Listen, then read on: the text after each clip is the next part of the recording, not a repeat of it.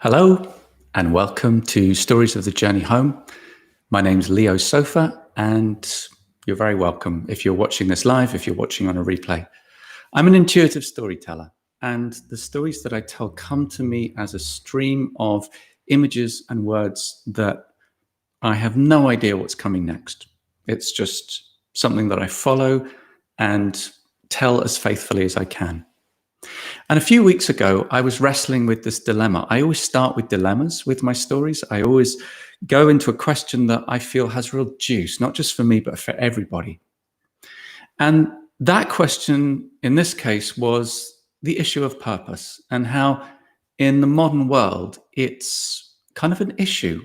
We don't have clear tram lines laid out in front of us anymore as to what we're going to do with our lives. The world is constantly changing and also seems to be calling out for a sense of purpose or a purpose-driven life in which we can actually do what needs to be done here in the midst of all the things that humanity's faced with. So aware that this is an issue on some level for just about everybody, I went to my inner storyteller, as I call it, and I asked for a story. And what I'm going to do now is tell you the story that came. I've got a guitar here and I'll start us off that way.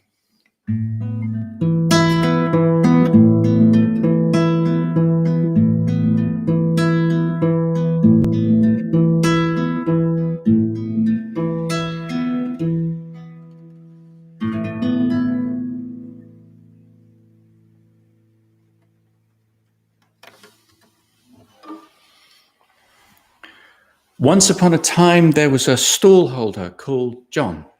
John just worked in the marketplace and he was distinct from all the others. You could go to that guy over there and you could get spices. You could go to that guy and you get vegetables. That stall over there had the fruits. John had whatever John had that week. He was eclectic. He was eccentric. The traders, the peddlers who would go from town to town to town with their little rucksacks or their carts filled with whatever it was that they had to sell, they always knew that if they had something unusual, it was John that was their most likely buyer. He'd try anything. It was a kind of creative thing for him. You know, when he'd been a young man and just starting out in his selling there in the marketplace, it was a creative thing to just find the next thing, the thing that was unusual, the thing that he had an eye for, even if it was something that he didn't think people commonly bought. He knew that he could find a market for it. And he was good at this. It was creative. But as he got older, as he entered into his middle age, it became something like a scratch, something like an itch that he couldn't quite reach. Every time one of these peddlers came along, he'd be scanning restlessly their stock, looking for the thing that might be what he was looking for, because he was sure there was something now. There was something he was looking for. There was something that he was not selling, but he knew he had to. There was something that he didn't have on his stall that he'd never had before, but he knew he must find it. And it was more and more of an itch. It was more of an impatience inside of him. It was something that at times would drive him mad. And he'd go off to the forest and he'd just sit by the river and he'd just beg for some solace from this. He'd let his mind go quiet and he'd sleep by the river, and it would be at those times waking up with a start by the riverbank, wondering for a moment why he was even there. It was at those times that he'd get these little clues. One time, waking up with a start, hearing the sound of the river running just next to his ear, he'd get this clarity. The thing I'm supposed to have on my stall, it's not even for selling. It's for giving away. Well, that was a clue, but it was also another question. How am I supposed to live by that? Thought John. But he didn't get any more answers. He just found himself always asking the same questions. Falling asleep by the side of the river and waking up with a start, and then another clue. This thing is bigger than a mountain, bigger than the biggest mountain on the earth, and yet you could fit it under your fingernail. It's so small.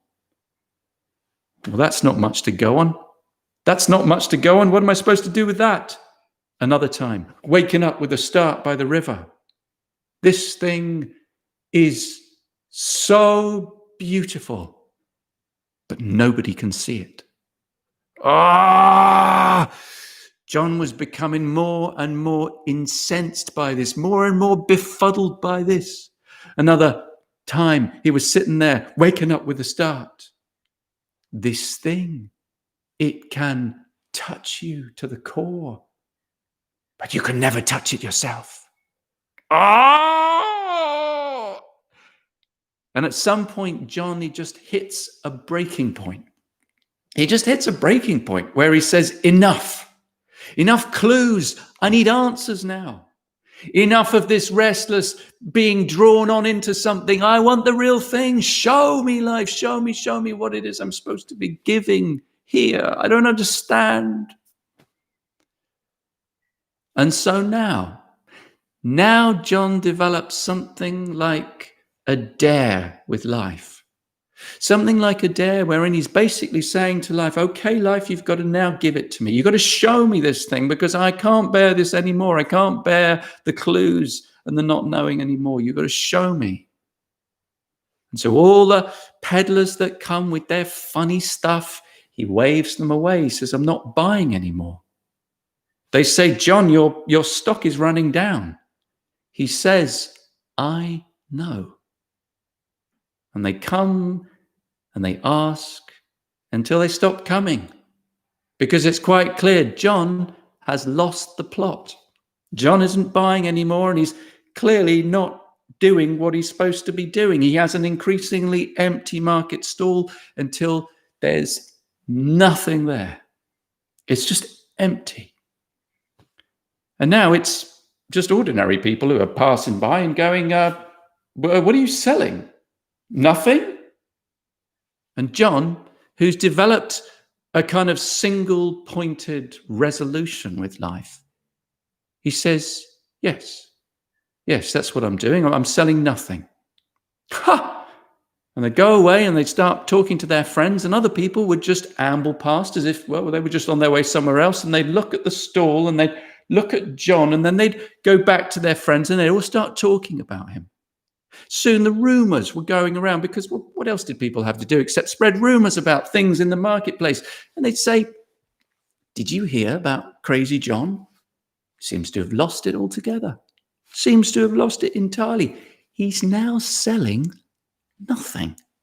I mean, what honest man would sell nothing? That's a perfect swindle, that is. Swindling good people out of their money, he is. Before long, word of this reaches the constabulary, who feel it really ought to be passed up to the palace. And it's not long after that the palace spies are dispatched. And they go around the market looking as discreet as they can. And they come up to John's stall and they eye it with a show of innocence and ask him some questions. And John can see them coming a mile off. But he's now got this kind of attitude to life wherein he just says yes to everything. Are you selling nothing? Say the spies. Yes, says John. Yes, I am. Even though he can see storm clouds brewing over the palace coming towards him, even though he can imagine all kinds of calamity this is going to mean for him, he just says yes. Because if you really want to find out something, what else are you going to do? You can say no. No, John says yes. Yes to everything now. Yes to whatever comes, because he doesn't know where the answer is going to come from, and he wants to be open to it when it does. So yes, I am. I'm selling nothing. And the spies, they go back and they go to the chamberlain and they tell the chamberlain what they found. And the chamberlain, he's scratching his head and he wonders what to say. And eventually he feels he really ought to tell the king about it, but he doesn't quite know how to phrase it. And so he says, at the end of one of their morning briefings, Your Majesty, there's just one other thing. One little thing. Yes, says the king. Well, there's the stallholder called John, Crazy John, they call him, and in the marketplace. And quite a few people are getting quite upset about this. Apparently, he's selling nothing. Yes, says again, what's wrong with that? What's wrong with selling nothing? And the king has already turned away, signaling the end of their meeting. And although the chamberlain wasn't quite sure that they properly understood each other, he nonetheless sensed that that was that. And so the spies were sent to tell the constabulary to stop bothering John, and there was nothing wrong with what he was doing because the king had said so. So because of this, John's antics, having had the royal seal of approval apparently, they now became the stuff of a rather more refined kind of gossip.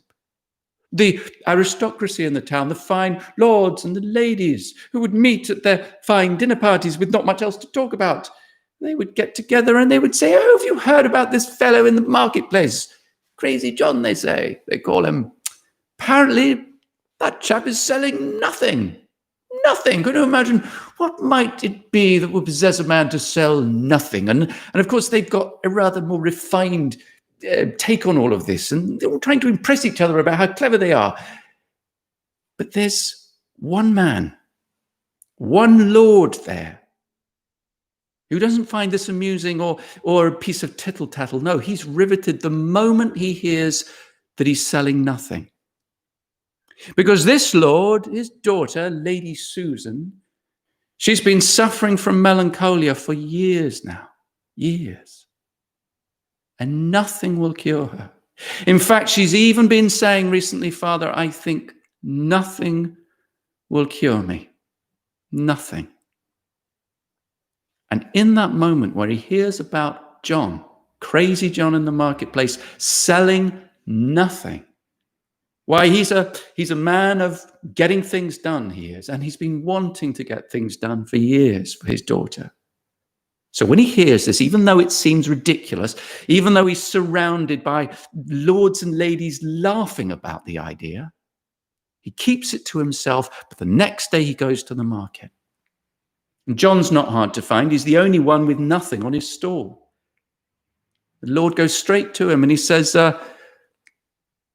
"I hear you're selling nothing. Is that correct?" John, who by now is getting hungry. He hasn't eaten properly in days. He's starting to look wizened like a bird who's had too many chicks. And he's just sitting there in his empty nest, just gazing straight ahead, gaunt. But he's still clear. He's still determined. So when this question comes, he says, yes. Because that's all he ever says now. Yes. "Well," says the Lord, you see, I've got this daughter, Lady Susan, and she's unfortunately been suffering from..." And he starts launching into the whole story. The whole story about Lady Susan and her depression that's been going on for so many years. And he goes on and on and on, and John just listens to the whole thing. He just says yes inside, as if this could be it. Who knows? I'll just keep watching. And the Lord comes to the end of his story, and he realizes he's been a bit taken up by it, and he looks at John again as if he's a bit surprised the guy's still here. He says, "Well, given that you sell nothing, she did say the other day, 'I think nothing will cure me.' I wonder, would you be willing to come to the house and just talk to her and tell her about your nothing, and maybe you can help?" John, what does he say? No? What does he say? Stupid idea?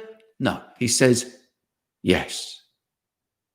So they go to the house together, and they go to the darkened room upstairs where Lady Susan spends all her time. And there, the Lord, he says, "My darling child, I found this man in the marketplace. He sells nothing. And you did say, didn't you, that nothing could cure you? He might be the one." Well, he leaves them alone. And Lady Susan, she props herself up in her bed and she says, "Look, my father, he's only trying to help me, but he has probably said it not quite accurately. I mean, it's not really as he thinks. And then she starts describing her story of why it is she's found herself where she is today. And it's a long story. And truth be told, no one has ever listened all the way to the end without interrupting. No one has ever listened and just been present the way John has. She comes to the end of the story and finds herself slightly reeling. Well, I must say that no one has ever let me speak the whole thing out. And truth be told, if I reflect upon it now, as you've allowed me to, I must say that it does occur to me that the problem, I think it started somewhere earlier. In fact, I think it all began with, and then she starts going into this earlier trauma, this thing that she's now quite clear is the source of her troubles. And John, he just sits. He just stares at her. Because maybe this is it. Maybe this is what he's supposed to give. Maybe this is the clue. Maybe what she's about to say next will tell him and the penny will drop and then he'll know what he's supposed to do with his life. And so he just listens and he just says yes inside. He just hangs on her every word because he knows his life is hanging by a thread and he must be open to everything. And she speaks and she speaks and she speaks it all out, this latest discovery. And by the time she gets to the end of this, why, she's quite shaken. She's quite emotional. And she finds herself saying, you know, I am really amazed at your method. It is quite something. No one has ever let me say this. And I can really say now that I don't actually think that I've got to the bottom of it. Truly, I think it goes much deeper. And now she's speaking off the cuff. Now she's speaking off track. Now she's coming up with stuff that no one's ever heard, that she's never heard herself say. It's revelatory. It's perfect. It's purposeful. It's just what it was that she needed to say right then. And John is hanging on every word. But she comes to the end of this too. And then she just starts sobbing like a baby, sobbing and shaking like a baby in his mother's arms. She sobs and she shakes and tears are coming down her face. But does John do anything? No, he just sits there. He just stares at her. He doesn't give her a tissue, even there are some nearby. He doesn't offer her his sleeve like a gentleman might.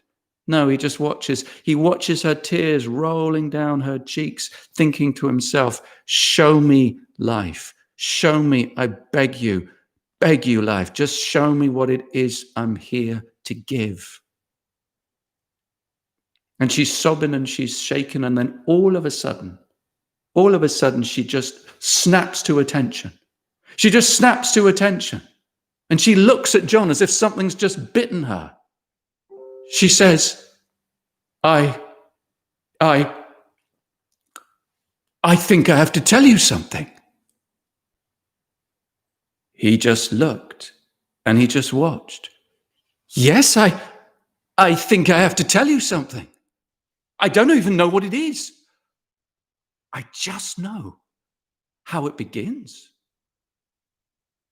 And this is the story she told him.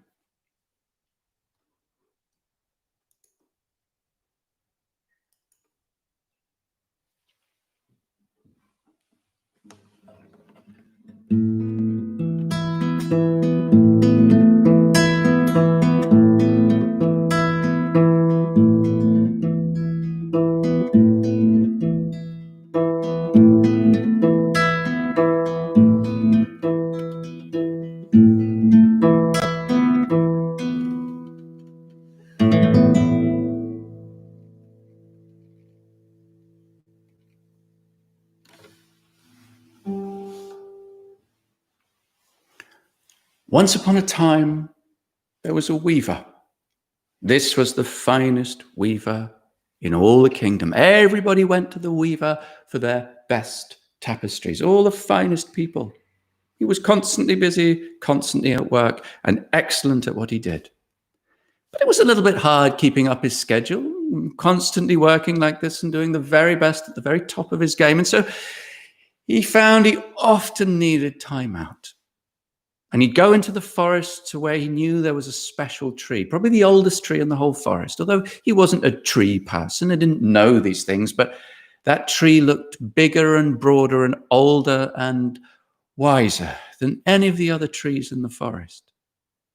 And he'd sit with his back against it and he'd gaze up into the branches, and for a few blessed moments, the world would go quiet.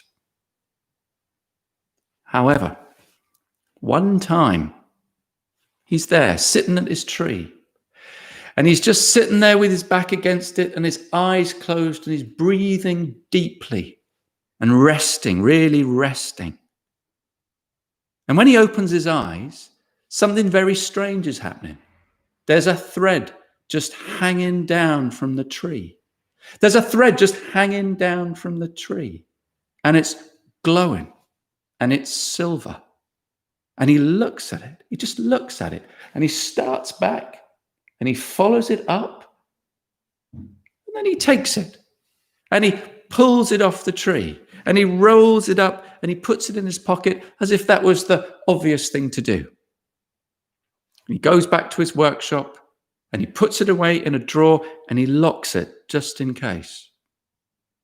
But the next day, when he's walking through the forest and he comes to that tree and he sits with his back against it, why? When he opens his eyes, there's several strands of silver glowing thread just coming down from the branches of the tree. And without really thinking about it, he takes these threads off and he rolls them up and he puts them in his pocket. He's a weaver, you see. He's always looking for something to weave with. And this looks like something special. So he puts it away in the drawer and he locks the drawer and he doesn't think more about it. But the next time he's out there, why, there's so many threads. The tree is festooned with threads.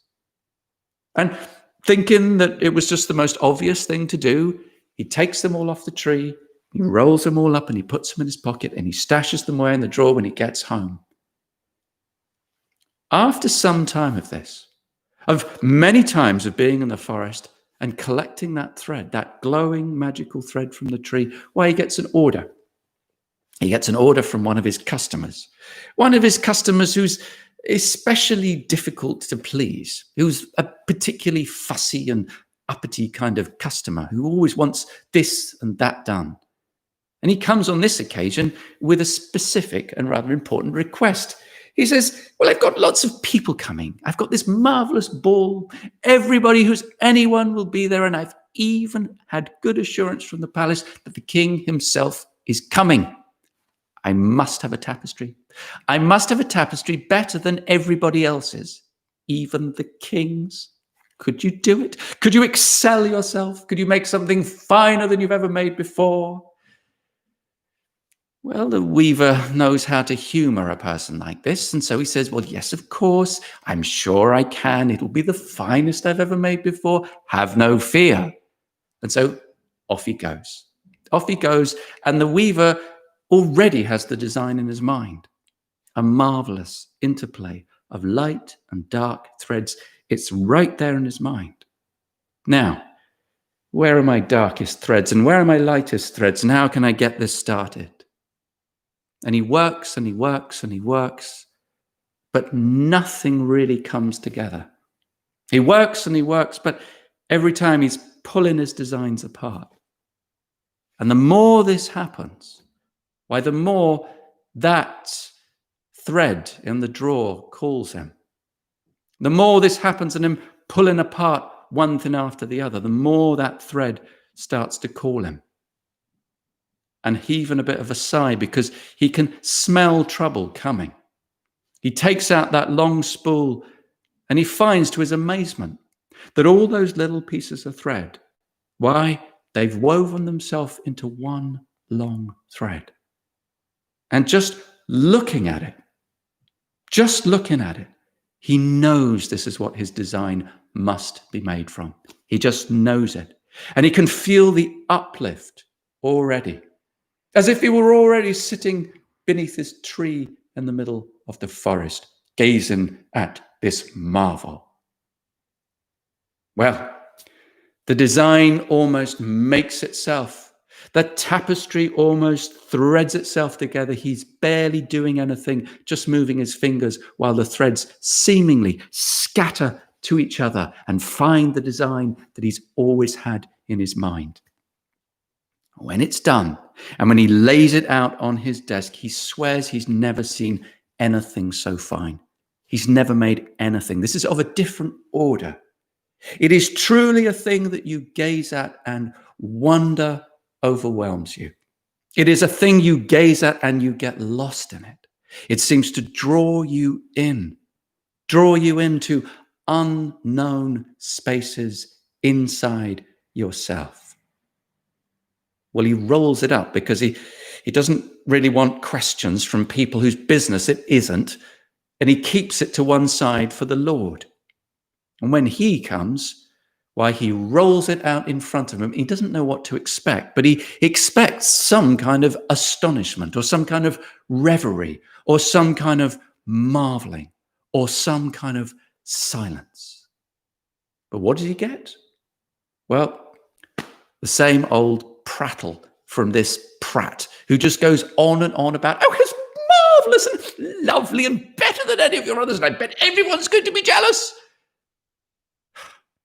When he's gone, the weaver just sits back in his chair and he just wondered, well, did he not see it?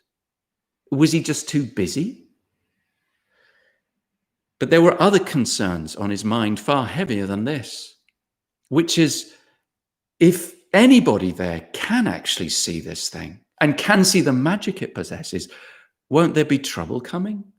What if the king himself looks up and sees it on the wall and starts asking questions, starts asking about the magic of this thing and where that comes from and what kind of witchcraft is this anyway? Now he's starting to fear for his life even. Won't there be guards knocking on the door? Won't they be coming for him tomorrow, the next day, or sometime this week, surely? As the day comes, he's feeling more and more like a marked man. As the ball comes and goes, why, the next morning he wakes up so early it's not good for him. But no guards come. No clink of well-heeled boots on the cobblestones outside. No. He waits another day and another, and then still nothing. It's a mystery to him. Why did no one see it? Some time more passes, and then the proclamation goes out through the kingdom. The king is sick with depression, sick with melancholia, and all the doctors must come and cure him. Well, it's kind of a bun fight after that. All the doctors want to be the one that cures the king, but several more anxious months go past and no cure has been effected. Now, a kind of depression settles on the whole kingdom, because as goes the king, so goes the kingdom. And it's around this time that something terrible grips the weaver. Something terrible grips him, and it's a conviction that he has to do something for the king now. And it's a tapestry that he must make for the king, with that fine and magical thread that he has, that even throughout this whole time has been festooning the tree, and he has been gathering it up in great armfuls all this time. And although he tries to put it off, although he tries to make it go away, the thought will not leave him until one day he pulls out that long spool of thread, the pieces of which have all woven themselves together as if by magic, and he starts working on a tapestry for the king. And this one really was a marvel. This one really was something surpassing fine, something so special that it's impossible for him to imagine anybody looking at it and not being immediately transported to who knows where and to what he cannot fathom. But there's magic in that tapestry. It's undoubtable. And so with some kind of confidence, although with much more trepidation, he goes to the palace and he says, without really thinking of what he's saying to the guards on duty there, I have something that will cure the king. Oh, go away, say the guards. We've seen your sort before. We've had enough of it. And so's the king. He's given us orders that everybody must be turned away. All you quacks and you fakers and chancers. He doesn't want any more to do with it. He's just as he is and doesn't want curing. This will cure him, said the weaver. And he barges in, pushing the guard to one side and striding down the hallway. By the time the guards caught up with him, he's already inside the king's chamber. The king, sitting on his throne, startled by the intruder, he strides up to the king as he sits on his throne and he unrolls the tapestry and he says, "There, your majesty. Can you see it?" The king looks at the tapestry and he looks at the weaver. He says, "See what exactly? Does it not enlighten you?" says the weaver. "Do you not see something there, your majesty, that lifts your spirits?"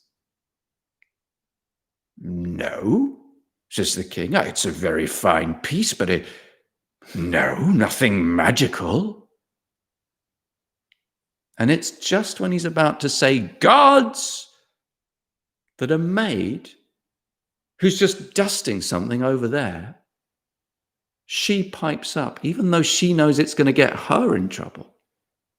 She says, "I can see it." "What?" says the king. "I can see it," she says, and she comes forward and she looks at the tapestry. "What can you see?" She says, I can see all the moments in my life where I've been sure what it is I'm supposed to do. All those moments where I've known the right thing to do and I've just gone ahead and done it. It's like someone wove it all into this tapestry. Can you not see that, your majesty?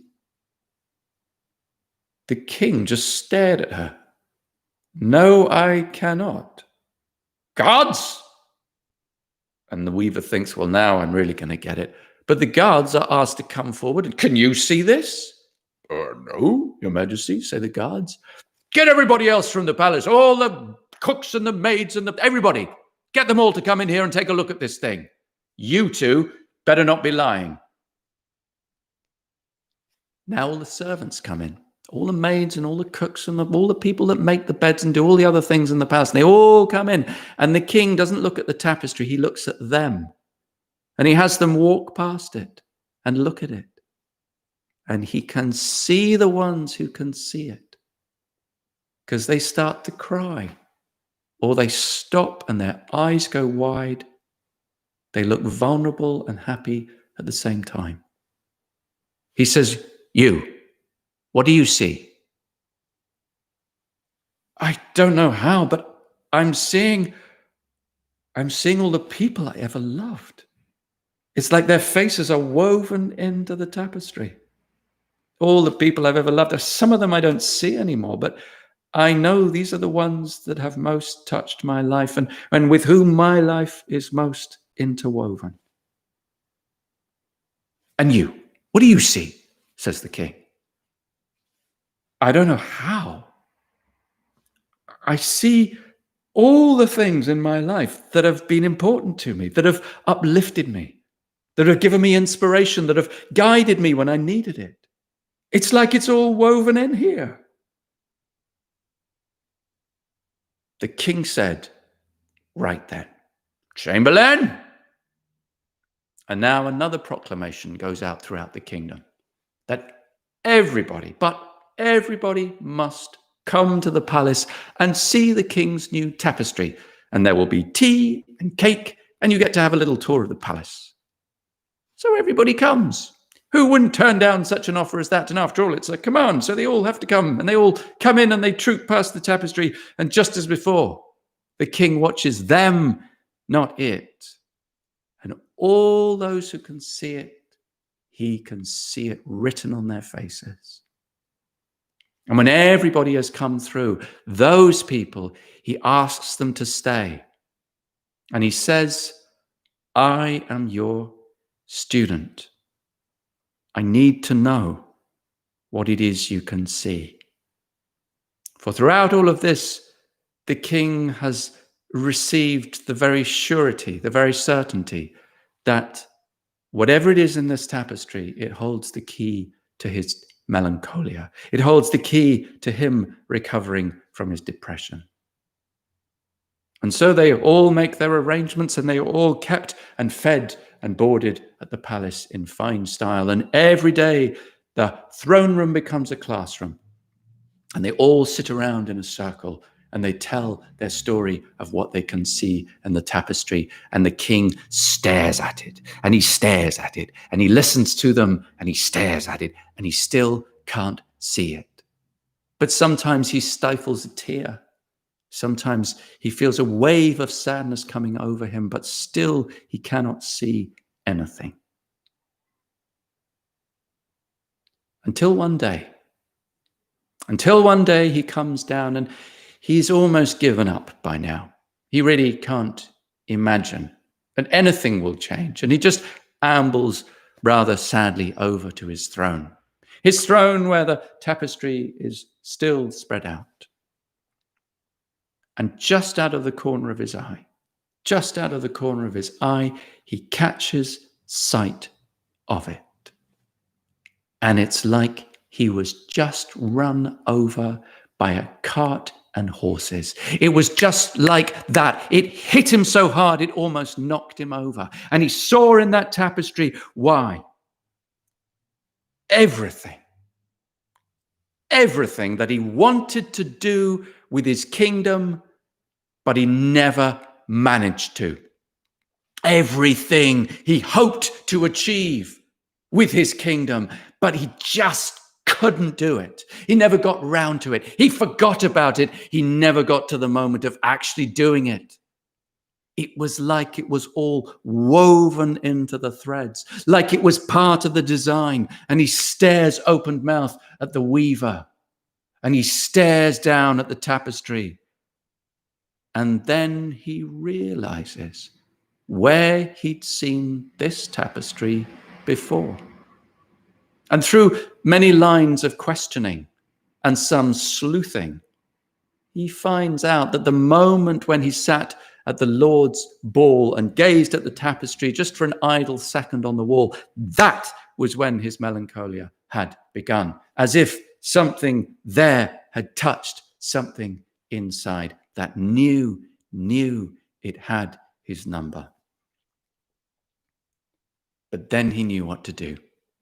And he told the weaver, go to the forest and take all these men and all these carts and horses. And when the weaver comes to the tree that hasn't been attended to for weeks now, he finds it festooned with threads of many different colors. Every single branch, even the twigs, are hanging with this stuff. It takes many hours and many men to take it all off and put it onto the carts. And when they come back to the palace, the king tells him to make a workshop for himself and to set himself up there and to spin it not into tapestries, but into clothing.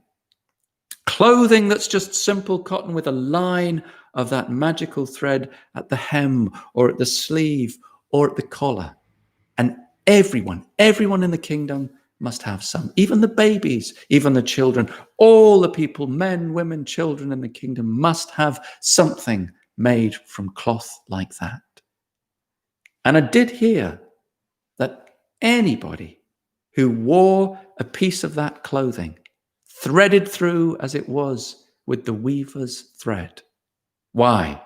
They would know their purpose and they would know their place in that world. and they would live according to their highest vision. And never was there a kingdom of such upliftment, of such inspiration, of such harmony as that kingdom that the weaver wove.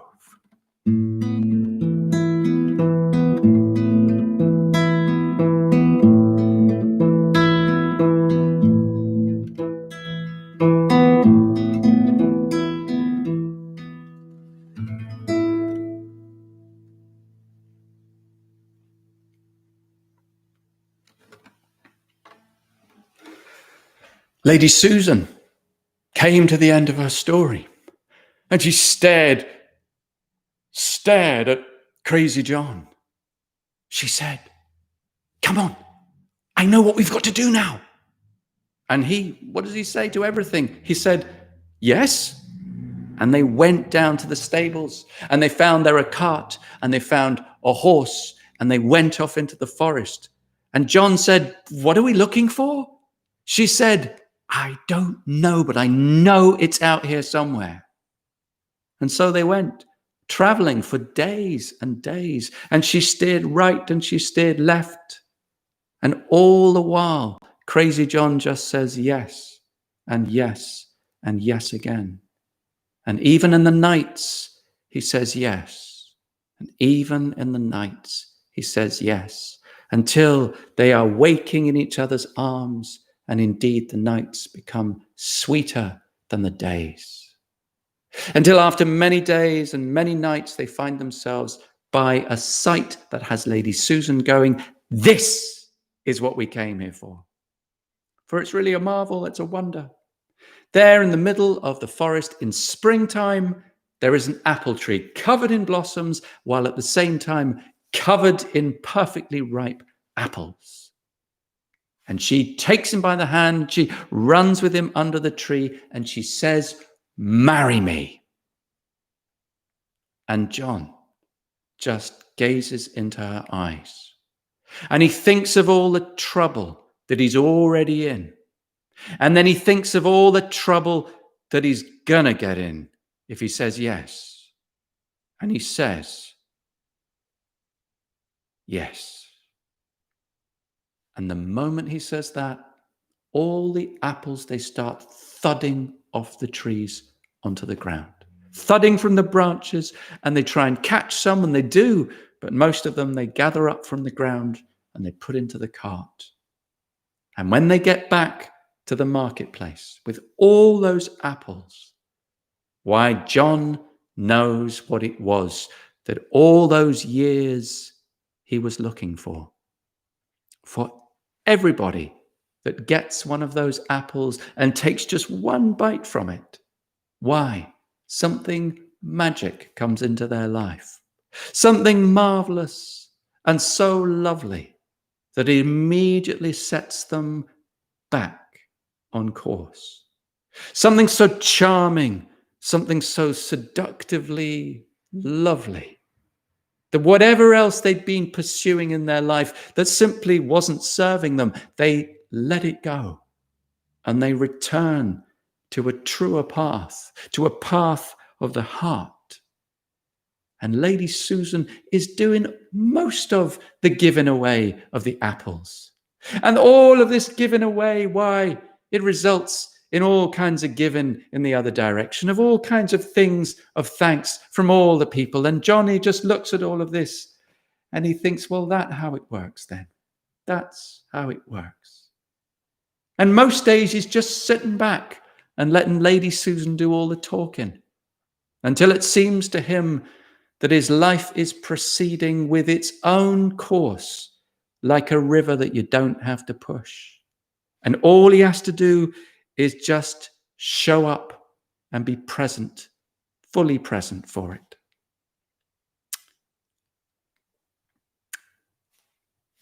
And I was there too. I bumbled into that marketplace and I was, doing the usual thing of thinking of the next story and worrying that I didn't have one and where was I going to get the next one from. And I came into that marketplace and I saw those fine apples on the stall and I wandered over and Lady Susan, she looked at me and she says, What do you do? I said, well, I'm looking for a story, I said. She said, take a bite. And she stuffed my mouth, or so it seemed, with that apple. That apple, and I still have it at home. And whenever I need a new story, why, I take a little bite. And a story seems to drop out of nowhere. Every time I need a new story, why, I take a little bite. And that apple, it always becomes whole again. By some kind of magic, it's always whole again. And the next one, and the next, and the next, and the next, until I keep that apple always in my pocket.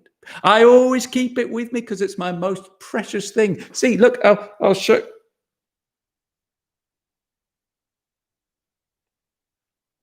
Well, I don't seem to have it anymore. I don't seem to have it.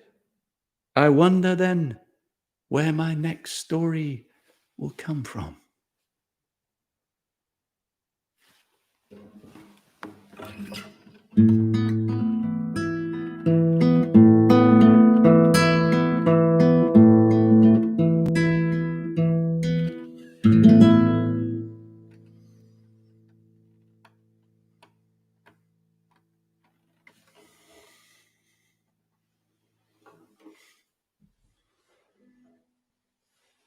Okay, so thank you for listening.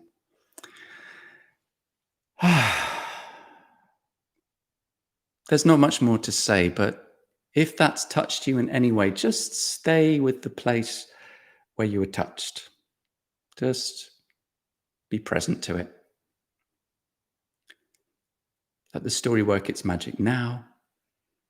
And tonight when you go to bed and when you wake up tomorrow morning, just let the story do what it needs to do.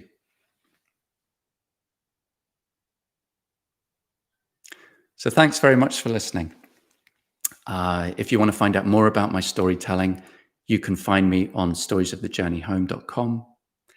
If you've enjoyed the story, leave a comment, send me an email. It's always nice to hear from people who've been watching the stories. So I wish you much joy and a good sleep and a fine day tomorrow. Bye for now.